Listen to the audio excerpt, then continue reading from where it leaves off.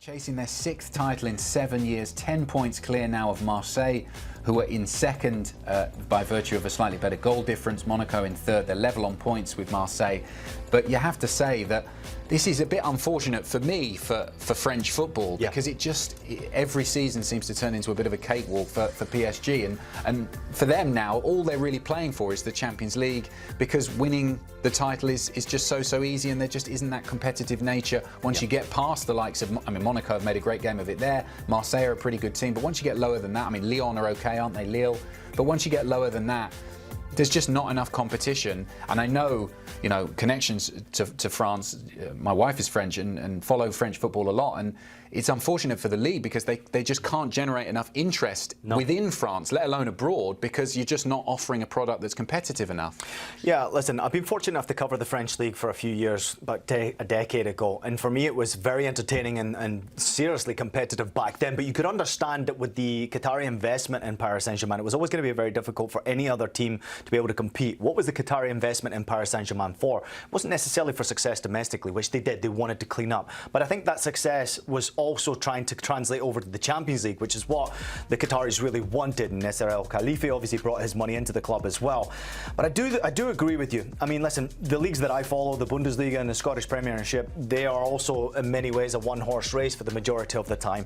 But Paris Saint-Germain have started to change their philosophy. They've gone a lot younger. They've gone away from the superstardom that they had with the Neymar, the Messis, the Ibrahimovic, and understandably so, they've translated to try and be much more demanding for young players in the league, much more competitive to keep the young French players, rather than watching French players disappear to the Bundesliga, disappear to the English league, and disappear to wherever else to get first-team football.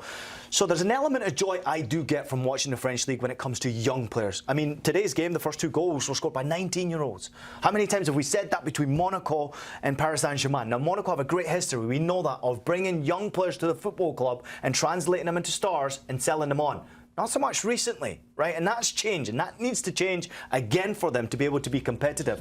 So how do you be competitive against Paris Saint-Germain, Adam? They've got all the money. I don't know any way unless you have financial investment into clubs. Obviously, Lyon has investment, but financial troubles now. Monaco clearly has issues because they do have money, but they don't want to spend it all on the team. They don't have the attendance to compete. Marseille is the only one that you can say could spend a lot of money, have a great attendance, have a good team, have a good coach that could potentially compete.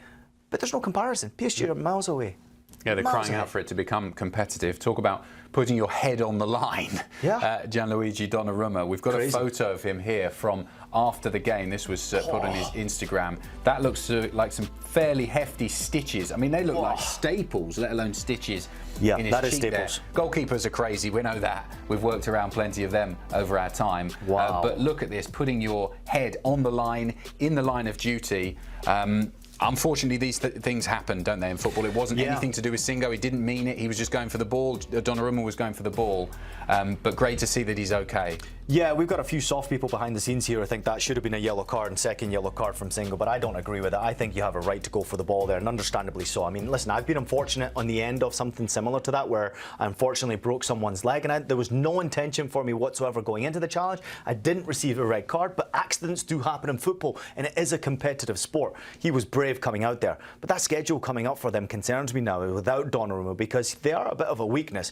You've got the game coming up in Coupe de France against Lens, you've got the Super Cup coming up against Monaco, so big cup competitions for them to lift a trophy, and they're going to be probably minus Donnarumma unless he puts that mask on, which I would imagine he probably will do. Yeah, best wishes to him for his recovery over the next few weeks.